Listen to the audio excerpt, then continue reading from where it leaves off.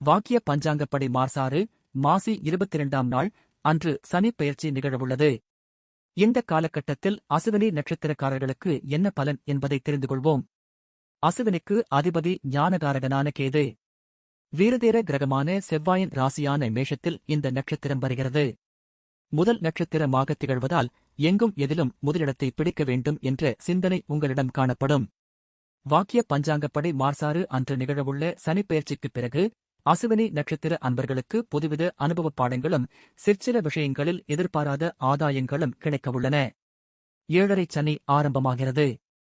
வேலைப்பளு, அலைச்சல் என அமைந்து உங்களை ஓய்வில்லாமல் உழைக்க வைத்தாலும் அதற்கான பலனை பெற்றுத் தருவதாக அமையப் போகிறது இந்த சனிப்பெயர்ச்சி. அசுவினி கேதுவின் நட்சத்திரம். ஆகவே நல்ல முறையில் நீங்கள் மேற்கொள்ளும் ஒவ்வொரு செயலுக்கும் உரிய பலன் நிச்சயம் உண்டு என்பதை புரிந்து கொள்ளுங்கள்.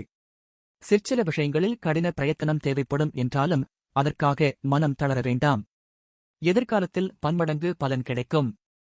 மற்றபடி இந்த சனிப்பெயர்ச்சி காலகட்டத்தில் ஏற்கனவே எடுத்த பல முடிவுகளை மாற்ற வேண்டிய சூழல் ஏற்படும்.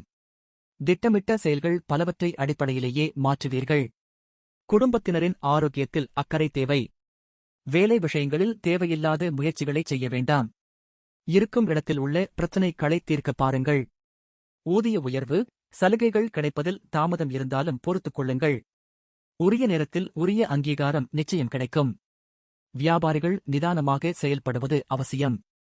புதிய ஒப்பந்ததாரர்களை நம்பி பழைய ஒப்பந்ததாரர்களை விட வேண்டாம். குடும்பத்தில் ஒருவருக்கொருவர் விட்டுக் கொடுத்துப் போவது நல்லது.